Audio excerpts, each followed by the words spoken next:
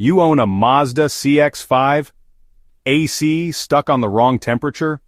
Here's how to tackle that air conditioner door problem step by step. First, let's break it down.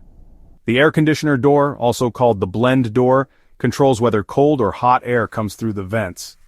If your CX-5 is stuck blowing one temperature, odds are the blend door actuator is to blame.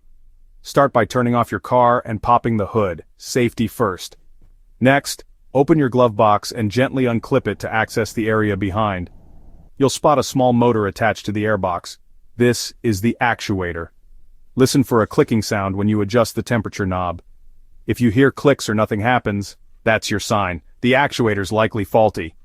Replacing it is simple. Unplug the actuator's wiring, remove the screws, and swap in a new one. Just make sure it matches your Mazda's model year. Tighten the screws, reconnect the wiring, and snap your glove box back in place. Fire up your engine and test the AC. If the temperature switches from hot to cold, you've nailed it.